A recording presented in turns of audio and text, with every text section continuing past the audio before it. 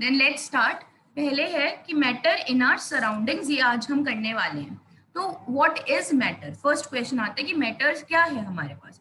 तो वो कहते हैं कि जो साइंटिस्ट सेज कि एनीथिंग अराउंड अस या everything around us is made up of material, कोई ना कोई मटेरियल का बना होता है और वो मटेरियल को उन्होंने नाम दे दिया मैटर। सो बेसिकली जो भी हमारे आसपास जो भी आपको दिखता है, आपको टेबल दिख रहा है, आपको बुक दिख रही है अपनी, या कुछ भी दिख रहा है, that everything is made up of material, और उस मटेरियल को नाम दे दिया मैटर। तो अगर हम मैटर की डेफिनेशन की बात करें तो वी कैन राइट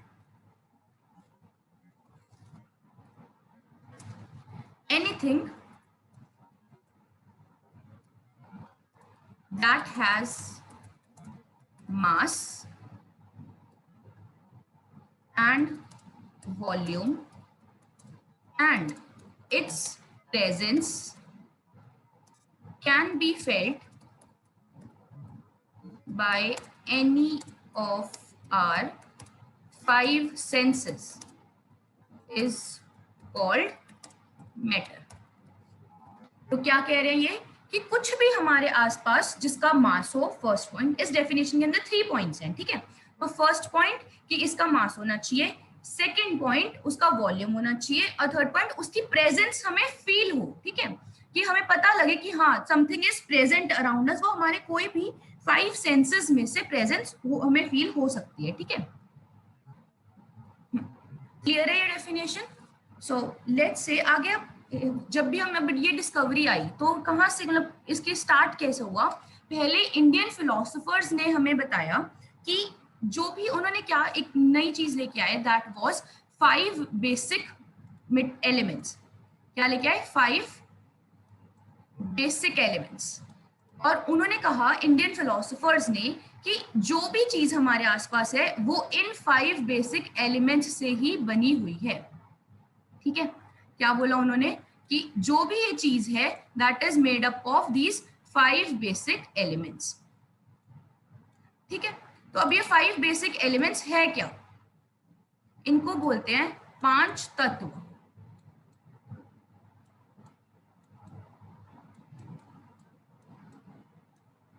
5 तत्व। अब ये 5 तत्व है क्या क्या? Number 1 is air. मैम मेरे को आती है। बोलो कौन कौन से? एयर, वाटर, सॉरी क्या बोला third? Fire. Fire, very good. Fire. और क्या? लीफ। लीफ। लीफ। लीफ। नहीं समझ आ रहा आप क्या बोल रहे हो। एनीवेज मैं बताती हूँ। फर्स्ट हो गया एयर, फिर वाटर, फिर फायर, बिल्कुल सही बताया। Then we have earth, fifth is earth. ये 5 तत्व में, sorry fourth is earth, and then finally fifth is sky, ठीक है। तो ये 5 तत्व हैं which is air, water, fire and sky. इन 5 तत्व से मिलके हमें क्या मिला है? ये पूरा इन्होंने, इंडियन फिलोसोफर्स ने बताया कि ये सारे जितने भी हमारे आसपास एलिमेंट्स हैं ये सारे किससे बन रहे हैं? हमें उससे ही मिल रहे हैं, राइट। उसके बाद कि जितना मटेरियल है वो सारा इससे बना होगा। पहले इंडियन फिलोसोफर्स ने बहुत पहले ये डिस्कवर किया। उसके बाद ये हुआ कि जो ग्रीक फिलोसोफर्स थे, सेम टाइम पे जब इंडियन फिलोसोफर्स कुछ डिस्कवरी कर रहे थे, उसी टाइम पे ग्रीक फिलोसोफर्स भी स्टडी कर रहे थे। उन्होंने भी यही डिस्कवरी निकाली कि जो भी एनवायरनमेंट में मैटर या मटेरियल है वो सारा इसी से कॉन्स्टिट्यूटेड है, चाहे वो लिविंग हो चाहे वो नॉन लिविंग हो, irrespective of living and non living. Living and non living, everything is made up of these 5 तत्व which are air, water, fire, earth and sky, right। उसके बाद we have, फिर जब थोड़े टाइम बाद डिस्कवरीज और होने लगी, then we had कि एक मॉडर्न क्लासिफिकेशन हमारे पास आई, ठीक है। अब देखते हैं मॉडर्न क्लासिफिकेशन हमारी क्या कहती है।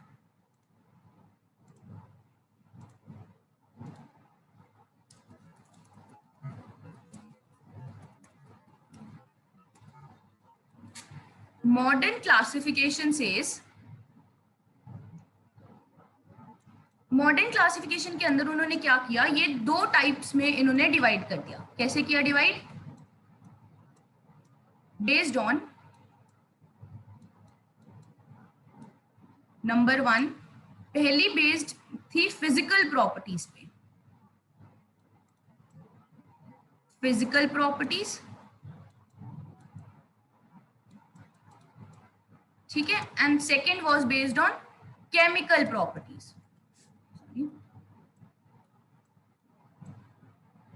Right, first is physical properties and second is chemical properties पे वो बेस्ड इन्होंने मॉडर्न क्लासिफिकेशन दी। अब व्हाट इज, पहले हमें बेस तो बता, क्लासिफिकेशन हमने मैटर को कर दिया physical properties and chemical properties के बेसिस पे, but what are physical and chemical properties? तो हमें पहले डेफिनेशन पता होनी चाहिए कि फिजिकल प्रॉपर्टी बेसिकली होती क्या है। फिजिकल प्रॉपर्टीज वो प्रॉपर्टीज होती हैं जो हम ऑब्जर्व कर पाते हैं। जैसे हम बोलते हैं फिजिकल फीचर्स है, उसकी आईज कैसी हैं, उसका नोज कैसे है, उसके फिजिकल फीचर्स कैसे हैं, मतलब कि हम जो उसको देख पाते हैं, जिनको हम देख पाते हैं उनको बोलते हैं फिजिकल प्रॉपर्टीज। राइट, तो अब ये जो फिजिकल प्रॉपर्टीज मतलब कि जो भी हम मैटर के बारे में अपनी आईज से ऑब्जर्व कर पाते हैं बिना कुछ चेंज किए, कुछ हमें उसमें ऐड या सब्ट्रैक्ट नहीं करना या उसमें कुछ डालना या मिक्स करना नहीं है, बिना कुछ भी चेंज किए उसके कॉम्पोजिशन में हम उसकी प्रॉपर्टीज जो स्टडी कर पाते हैं उसको हम बोलते हैं फिजिकल प्रॉपर्टीज। क्लियर है? तो इसका मतलब हो गया वो प्रॉपर्टीज जो हम अपनी आईज से या फिर हम नॉर्मली अपने किसी भी सेंसेस से ऑब्जर्व कर पाए और बिना कुछ चेंज किए उस मैटर के अंदर, वो प्रॉपर्टीज को बोलते हैं फिजिकल प्रॉपर्टीज। अब आता है केमिकल प्रॉपर्टीज। क्या होती है? केमिकल प्रॉपर्टीज वो होती हैं जो उनके बिहेवियर पे डिपेंड करते हैं। अब आप किसी पर्सन का बिहेवियर कैसे जानोगे? जब आप उससे बात करोगे, जब आप उनके साथ रहना स्टार्ट करोगे, थोड़ा टाइम स्पेंड करोगे, तभी आप उनका बिहेवियर जान पाओगे। That means you have to put something, मतलब आपको कुछ करना है तो वो आपको पता लगेगा कि क्या कॉम्पोजिशन है। ये बोर्ड पे मार्कर मत चलाओ, कौन यूज कर रहा है, एरो मूव मत करो। Then we have chemical properties में मतलब जो भी प्रॉपर्टीज हम किसी की कोई केमिकल रिएक्शन, मतलब किसी सब्सटेंस को हमने हीट कर दिया, फिर हमने देखा कुछ रिजल्ट आया, तो वो हो गया केमिकल प्रॉपर्टीज। फिर हमने देखा कि कुछ अगर हम उसको फ्रीज कर दें तो कुछ हो गया, तो वो क्या होगी उसकी केमिकल प्रॉपर्टीज। तो मतलब कोई भी कुछ बिहेवियर चेंज हो रहा है उसका कुछ ऐड करने से या कुछ उसमें से निकालने से, that will constitute to chemical properties. Right, मेरे को बताओ फटाफट, physical properties and chemical properties clear है आपको?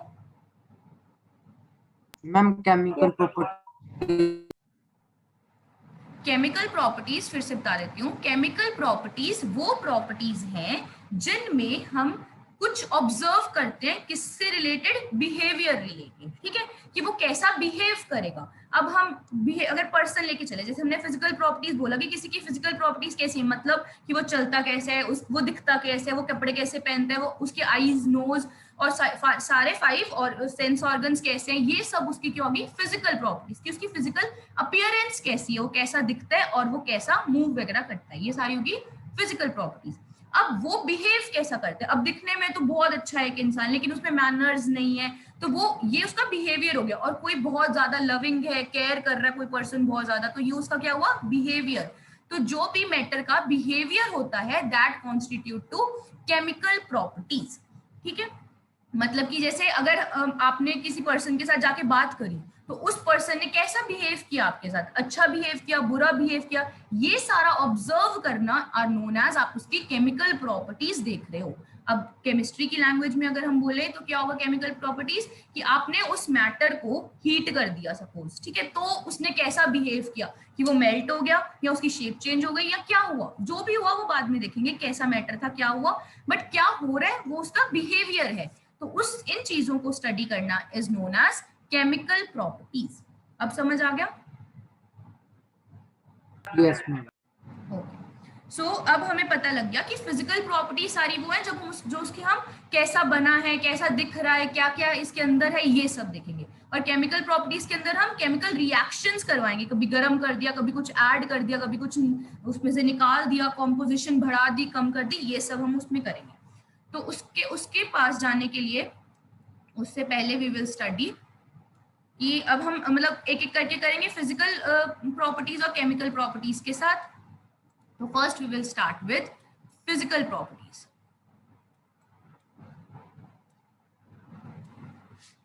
ठीक है, तो फिजिकल प्रॉपर्टीज के अंदर we will study physical nature.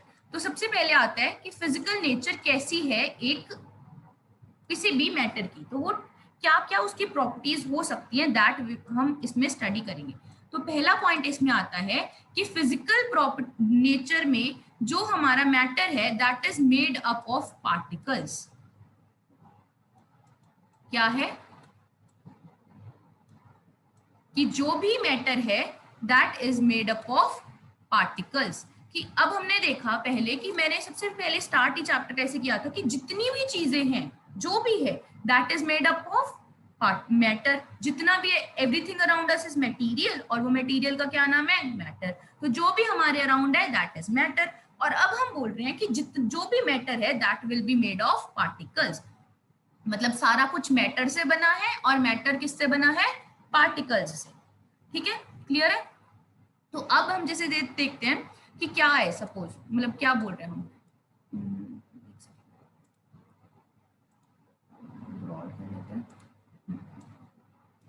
ठीक है, सपोज करो ये कोई मैटर है मेरे पास। ठीक है, ये कोई मैटर है। अब ये सारी चीजें इन मैटर्स से बनी हुई है, लेकिन इसके अंदर क्या है, पार्टिकल्स है। जो ये पार्टिकल्स से जुड़ जुड़ के क्या है, ये बना हुआ है।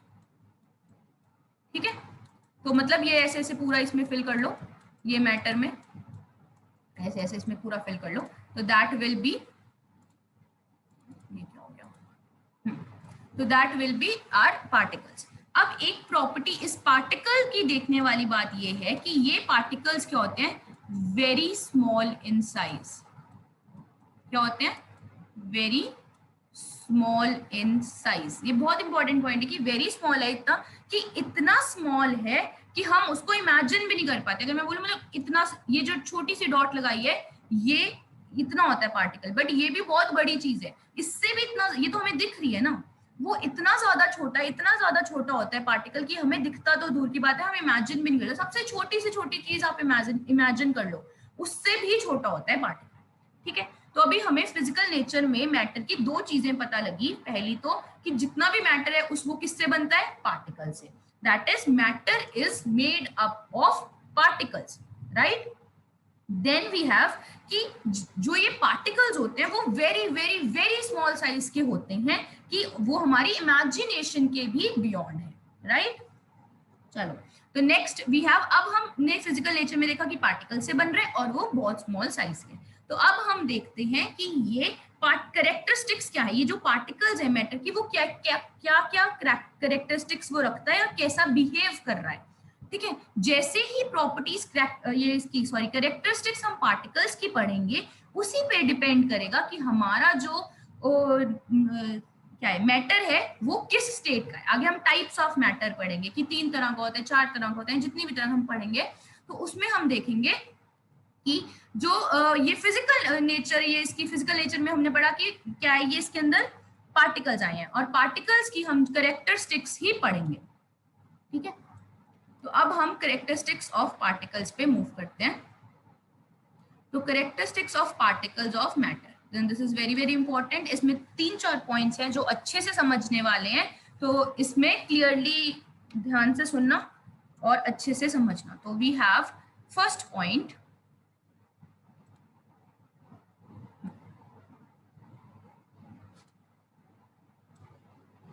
कैरेक्टरिस्टिक्स। मतलब हमने पहले मैटर पहले भी देखा कि सारा कुछ जो भी है वो मैटर क्या है, मटेरियल जो भी है वो मैटर से बना है। फिर हमने देखा मैटर किससे बना है, पार्टिकल से। अब हम पार्टिकल्स कैसे हैं, वो क्या बिहेव कर रहे हैं, वो कैसे दिखते हैं, वो सब हम पढ़ रहे हैं। मतलब हम बेसिकली फिजिकल प्रॉपर्टीज ही पढ़ रहे हैं, किसकी, पार्टिकल्स की, ऑफ मैटर। ठीक है, तो पहला क्या है, particles of matter have space between them. क्या है, हैव स्पेस बिटवीन देम। क्या मतलब हुआ, जैसे कि सपोज करो ये मेरा कोई मैटर है, ठीक है, इसके अंदर पार्टिकल्स है, ये एक पार्टिकल है, ये तो दिख ही नहीं रहा हमारा पार्टिकल, और कलर ले लेते हैं। ठीक है, ये एक पार्टिकल, ये और पार्टिकल, ऐसे ऐसे पार्टिकल से बना हुआ है सारा मैटर तो। ठीक है, तो ये जितने भी पार्टिकल्स हैं इनके बीच में स्पेस है। ये सपोज पार्टिकल नंबर 1 है ये वाला, और ये पार्टिकल नंबर 2 है, तो इनके बीच में कुछ स्पेस होगी। कितनी होगी वो हमें अभी मतलब कोई इफेक्ट नहीं करता, वो बाद में देखेंगे कि कितने ज्यादा होने से क्या होगा, कम होने से क्या होगा, वो बाद की बात है। अभी की बात इंपॉर्टेंट ये है। अर्पिता आप अपनी वीडियो ऑफ कर लो, नेटवर्क में प्रॉब्लम आएगी। ठीक है, देन वी हैव कि जो पार्टिकल्स की स्पेस है वो कितनी है इन पार्टिकल्स के बीच में, वो बाद में देखेंगे कितनी है। बट अभी इंपॉर्टेंट पॉइंट ये नोटिस करने वाला है कि किसी भी चीज के हो पार्टिकल्स, कोई भी मैटर उठा लो, उसके कोई भी पार्टिकल्स कैसे भी बिहेव करें, उनमें स्पेस तो होगी होगी, पक्का पक्की बात है, ये कंफर्म बात है। ठीक है, हो सकते हैं ज्यादा हो किसी में कम हो, बट होगी जरूर। क्लियर है first point. Then we have second point हमारे है कि किसी को डाउट है इसमें? नो। ओके, सो हम आगे मूव करते हैं। फर्स्ट हो गया हमारा, then we have second point है कि ये जो पार्टिकल्स ऑफ मैटर है ना, they are continuously moving.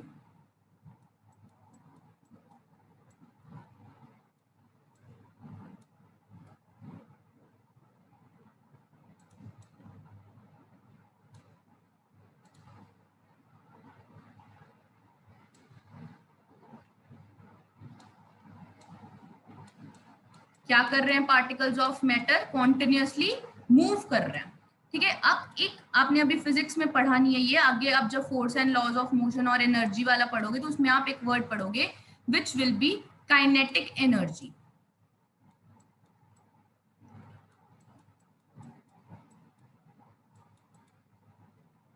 Kinetic energy क्या है कि कोई भी एनर्जी जो होती है ना, जो भी मूव करती है, सॉरी इसको काट दो, काइनेटिक एनर्जी लिखना दो, जो भी हमारे पास मतलब एनर्जी, काइनेटिक एनर्जी अब कौन सी एनर्जी होती है? काइनेटिक एनर्जी वो एनर्जी है जो हमें मूव करवाती है। अगर हम मूव कर रहे हैं या कोई भी चीज मूव कर रही है तो मूव कर रही है क्योंकि उसके पास क्या है? काइनेटिक एनर्जी है। अब हमें पता है कोई भी काम करने के लिए क्या चाहिए होती है? एनर्जी चाहिए होती है। तो जो एनर्जी यूज हो रही है मूव करने के लिए, मूविंग में काम आ रही है या मूव करवा रही है, that is known as kinetic energy. इस एनर्जी के बारे में हम डिटेल में पढ़ेंगे फिजिक्स में। ठीक है, अभी के लिए आपको बस ये पता होना चाहिए कि काइनेटिक एनर्जी क्या होती है। काइनेटिक एनर्जी वो एनर्जी है जो मूव करने के में हेल्प करती है। क्लियर है ये पॉइंट?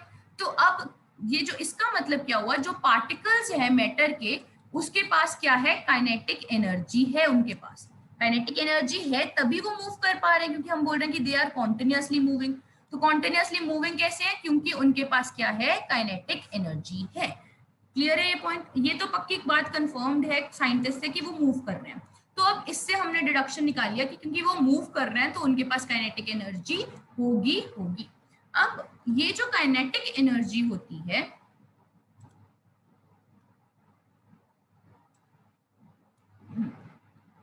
तो नाउ वी हैव ये जो काइनेटिक एनर्जी, इसको मैं सपोज डिनोट कर रही हूँ ई के से।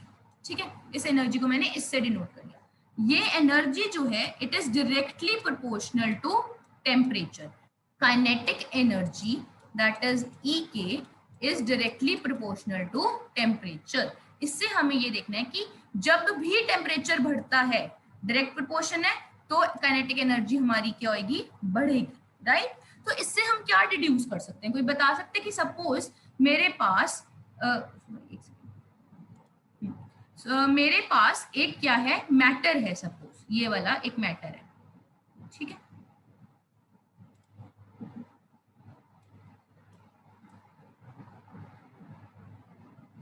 ये मैटर है मेरे पास। ठीक है, और इस पे मैंने क्या किया? मैंने नीचे से इस पे हीट दे दी। यहाँ पे इसको ऐसे ये फ्लेम के साथ मैंने, या कैंडल या किसी के भी साथ इसको हीट कर दिया। ठीक है, इसके अंदर पार्टिकल्स थे। पार्टिकल्स हम किसी और कलर के ले लेते हैं। इसके अंदर पार्टिकल्स थे and these particles were already moving. तो अब बताओ, पहले मेरे पास एक नॉर्मल ये वाले मैटर था जिसके अंदर ऐसे ऐसे पार्टिकल्स चल रहे थे सपोज। अब मैंने क्या किया? इसी मैटर को हीट कर दिया, तो अब पार्टिकल्स कैसे चलेंगे, तेज चलेंगे या स्लो चलेंगे? अर्पिता ने रेज किया हैंड, किसी और ने करना है आंसर, किसी और को देना है मैम तेज चलेंगे। पूछने के लिए? क्या बोला गगन, सॉरी? तेज चलेंगे मैम। तेज चलेंगे, राइट। तो अर्पिता आपका आंसर? तेज चलेंगे। ओके, सो मतलब इसका आपको समझ आ गया। ऑब्वियस बात है कि जब टेम्परेचर बढ़ाया तो काइनेटिक एनर्जी बढ़ेगी, राइट? काइनेटिक एनर्जी कौन सी एनर्जी है? जो मूव करवाती है। अब हमारे पास काइनेटिक एनर्जी ज्यादा हो गई है, तो दैट मींस ये पार्टिकल्स तेज चलने लग जाएंगे, राइट? तो इससे हमने ये डिड्यूस कर लिया कि कभी भी कोई पार्टिकल, सॉरी मैटर को हम हीट करते हैं तो क्या हो जाएगा, उसके टेम्परेचर बढ़ाने से पार्टिकल्स तेज मूव करने लग जाएंगे। ये पॉइंट ध्यान रखना, बहुत इंपॉर्टेंट पॉइंट है, आगे बहुत काम आने वाला है। ठीक है, इसी का वाइस वर्सा केस लें। अगर मैंने टेम्परेचर कम कर दिया, सपोज ये हटा के मैंने, इस फ्लेम को हटा के ये पूरे पार्टिकल, ये पूरे मैटर को मैंने फ्रीजर में रख दिया सपोज, ठीक है, तो अब क्या होगा, मतलब क्या है, टेम्परेचर कम हो गया, टेम्परेचर कम होने से काइनेटिक एनर्जी कम हो जाएगी, काइनेटिक एनर्जी कम होने से क्या होगा, काइनेटिक एनर्जी कम होने से ये पार्टिकल्स की मूवमेंट स्लो हो जाएगी।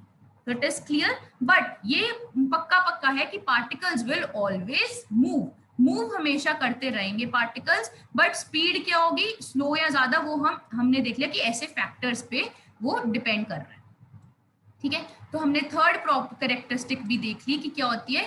पहली थी हमारी कि स्पेस होती है उनके बीच में, सेकेंड थी हमारी कि वो कॉन्टिन्यूसली मूव कर रहे हैं, and then finally we have third second हमने और ये देखा कि जो मूवमेंट है वो काइनेटिक एनर्जी के कारण है, और काइनेटिक एनर्जी टेम्परेचर पे डिपेंडेंट है। अब next we have third property या थर्ड कैरेक्टरिस्टिक, विच इज कि जो पार्टिकल्स हैं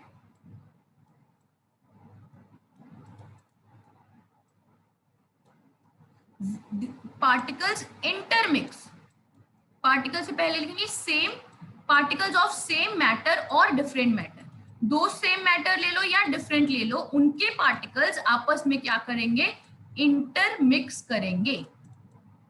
ठीक है, क्या इसका मतलब हुआ, इसका मतलब ये हुआ कि अगर हम कोई दो मैटर लेते हैं अलग अलग, कोई भी आप ले लो, उसको आपस में मिक्स करोगे तो वो मिक्स होंगे, मिक्स करते हैं पार्टिकल्स एक दूसरे को। और ऑब्वियस बात है, फर्स्ट प्रॉपर्टी हमने पढ़ी, क्या पढ़ी फर्स्ट प्रॉपर्टी, कि उसके बीच में स्पेस है। तो सपोज ये एक मैटर है, ठीक है, इसके अंदर ये पार्टिकल्स पड़े हैं, सपोज इतनी स्पेसिंग पे मान लिया मैंने, और दूसरा मैटर मेरे पास सपोज ये है, ठीक है, इसके पास भी ऐसे पार्टिकल्स हैं। अब इन दोनों को मैंने क्या कर दिया, मिक्स कर दिया, सपोज इसका मैंने इसके अंदर डाल दिया, तो अब हमारे पास ये मिक्स इंटरमिक्स हो क्यों रहे हैं, ये तो प्रॉपर्टी बता रही है कि वो इंटरमिक्स होंगे, बट हम इसके पीछे की स्टडी देख रहे हैं कि इंटरमिक्स क्यों होंगे। इंटरमिक्स इसीलिए हो जाएंगे क्योंकि हमें पता है स्पेस है उनके बीच में, इसके पार्टिकल्स में भी स्पेस है, इसके पार्टिकल्स में भी स्पेस है, तो ये पार्टिकल्स यहाँ पड़े ही हैं जैसे पहले पड़े थे। ये जो हमने रेड वाला मिक्स किया पार्टिकल मैटर के पार्टिकल्स, वो आके उन्होंने जो एम्प्टी स्पेसेस थी उसमें अपनी जगह बना ली, तो मिक्स हो गया ये पूरा दो मैटर डिफरेंट। तो थर्ड प्रॉपर्टी ऑफ पार्टिकल्स है कि ये डिफरेंट पार्टिकल्स भी मिक्स हो सकते हैं, सेम भी हो सकते हैं। अब सेम ले लो, एक ये है, दूसरा सिमिलर ले लो, बिल्कुल आप दोनों भी तो मिक्स कर सकते हो। जैसे इसके लाइव एग्जाम्पल, ये पार्टिकल्स वगैरह डायग्राम से हटके अगर हम एग्जाम्पल देखें, चीनी ली, ठीक है, चीनी इज अ मैटर, क्यों है मैटर, क्योंकि डेफिनेशन के अकॉर्डिंग मास है उसका, वॉल्यूम है, और हमें दिख रही है, तो हमारे आई सेंस से हम देख पा रहे हैं, राइट, तो इसकी डेफिनेशन सक्सेसफुल हुई, तो हमारा ये मैटर बन गया। अब चीनी जो है वो मैटर है, और मिल्क भी उसकी सेम प्रॉपर्टीज के अकॉर्डिंग मैटर है, राइट, तो हमने मिल्क और शुगर को मिक्स किया, वो मिक्स हो जाएंगे, तो ये तो हो गया कि डिफरेंट पार्टिकल्स भी मिक्स हो रहे हैं। और चीनी को आप चीनी में ही मिक्स करते हो तो मिक्स हो जाती है, दैट इज सेम मैटर भी आपस में मिक्स हो रहा है, तो दैट इज कि पार्टिकल्स ऑफ मैटर के पास इंटरमिक्सिंग प्रॉपर्टी है। क्लियर है? Then now next property we have, अगर ये क्लियर है तो हम नेक्स्ट प्रॉपर्टी पे बढ़ते हैं, यहाँ पे आ जाते हैं, which is fourth and the final property. अच्छा एक मिनट पहले, कि ये जो हमने अभी देखा कि इंटरमिक्स हो रहे हैं ना,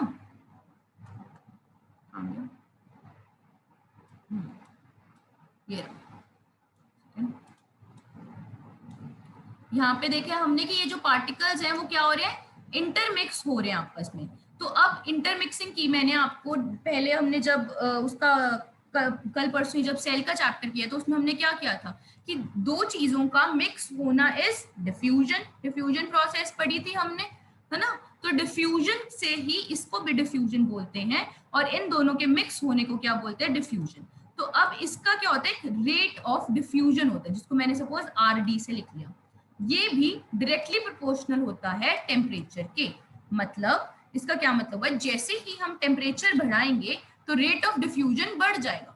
रेट ऑफ डिफ्यूजन बढ़ जाने से क्या फायदा हमें, मतलब कि वो जल्दी मिक्स हो जाएंगे। जैसे कि लाइव एग्जांपल, अगर आप ठंडे दूध में चीनी मिक्स करते हो या ठंडे पानी में चीनी मिक्स करते हो तो उसको टाइम लगता है मिक्स होने में। तभी आप क्या करो, जो चीनी आपने दूध में डाली है या पानी में डाली है उसको हीट कर दो, ठीक है। जब आप हीट करोगे तो वो जल्दी मिक्स हो जाएगी। अब हीट करने से जल्दी मिक्स हुआ, दैट मीन्स की rate of diffusion, that is उनका रेट जो मिक्स होने का था वो क्या था, बढ़ गया, ठीक है, टेम्परेचर बढ़ने से। वैसे ही आप टेम्परेचर कम करते हो तो उनका रेट ऑफ डिफ्यूजन कम हो जाता है, राइट। क्लियर है ये पॉइंट?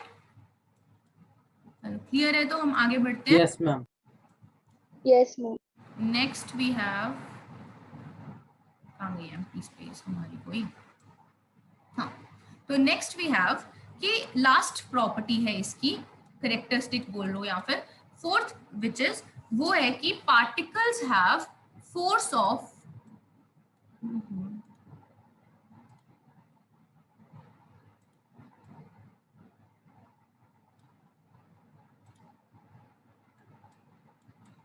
क्या है, fourth point, particles have force of attraction between them. क्या है उनके बीच में, फोर्स ऑफ अट्रैक्शन है, मतलब दो पार्टिकल्स के बीच में कोई फोर्स ऑफ अट्रैक्शन एग्जिस्ट कर रही है। और इसका मतलब जस्टिफिकेशन क्या है, मतलब कि क्यों कर रही है, क्या हमें फायदा क्या इसका, या फिर कैसे हम शो करें कि अब हमें पता है कि ये मैटर है ना, तो इसके अंदर पार्टिकल्स है एंड वी नो कि ये पार्टिकल्स हमेशा क्या कर रहे हैं, मूव कर रहे हैं। बट हम देखते हैं कोई भी पार्टिकल ऐसे थोड़ी ना है कि आज आपके पास कोई बुक है, सपोज बुक क्या है, मैटर, उसके अंदर भी बुक के पार्टिकल्स होंगे, राइट। तो वो पार्टिकल्स अब मूव कर रहे हैं, तो ऐसे हुआ कि आज बुक आपकी स्क्वायर थी, कल आपकी रेक्टेंगल होगी, अगले दिन ट्रायंगल होगी, शेप चेंज तो नहीं कर रही बुक, बुक तो वैसे की वैसी है, पर उसके पार्टिकल्स तो अंदर मूव कर रहे हैं। तो फिर ऐसे क्यों नहीं हुआ कि ये पार्टिकल्स जैसे पड़े थे, पार्टिकल्स मूव करते करते ऐसे, ये तो है, ये जो पार्टिकल था ये यहाँ पहुंच गया, ठीक है, ये चल मूव मूव मूव तो कर रहा है, ये यहाँ पहुंच गया, ये यहाँ पहुंच गया, ऐसा क्यों नहीं हो गया, ये इतनी दूर दूर क्यों नहीं गए, मूव ही तो कर रहे हैं, ये बाहर ही चला जाए कहीं पे, हमें क्या पता कहाँ जा सकता है। बट ये इसीलिए नहीं जा रहे, ये रिस्ट्रिक्टेड मूवमेंट के अंदर है, क्योंकि ये क्या है, इनके बीच में फोर्स ऑफ अट्रैक्शन है। ये चाहे इस डायरेक्शन में मूव ऊपर कर भी रहा हो, ये जो पार्टिकल पड़ा है ये इसको अपनी तरफ भी खींच रहा है, तो इसके कारण ये एक शेप मेंटेन कर रहे हैं। तो पार्टिकल्स के बीच में भी फोर्स ऑफ अट्रैक्शन होती है। तो ये पॉइंट क्लियर है। अगर फोर्स ऑफ अट्रैक्शन ना होती, इमेजिन करो तो क्या होता, पार्टिकल्स इधर उधर जाते रहते एंड हमारा जो प्रॉपर शेप है मैटर की वो बचती नहीं, वो डिस्टर्ब हो जाती, ठीक है। तो अब ये कैरेक्टरिस्टिक्स क्लियर है? Yes ma'am. यस सबको क्लियर है? चलो तो फिर आज फटाफट आज इतना ही करेंगे हम। कल हम टाइप्स, इससे हमें अब पार्टिकल्स का पता लग गया कि पार्टिकल्स कैसे होते हैं, है ना। तो पार्टिकल्स के प्रॉपर्टीज पढ़ने के बाद अब हम देखें, हमने देखा पहले स्पेस होती है ना, फिर हमने देखा कि वो मूव कर रहे हैं, फिर हमने देखा कि वो मिक्स भी हो रहे हैं, फिर लास्ट पॉइंट हमने देखा कि वो अट्रैक्ट भी कर रहे हैं। तो ये चार प्रॉपर्टीज अब हो सकते हैं किसी में स्पेस ज्यादा हो, किसी में कम हो, कोई बहुत तेज चल रहे हैं, कोई स्लो चल रहे हैं, कोई बहुत जल्दी मिक्स हो रहे हैं, कोई बहुत स्लो मिक्स हो रहे हैं। तो इन प्रॉपर्टीज पे बेस्ड क्या हो रहा है, एक नई क्लासिफिकेशन बन रही है जो हम पढ़ेंगे, टाइप्स ऑफ मैटर। जो टाइप्स ऑफ मैटर होंगी वो उस इन प्रॉपर्टीज पे ही डिपेंडेंट होंगी, ठीक है। ये जो कि हम कब पढ़ेंगे, कल पढ़ेंगे। क्लियर है?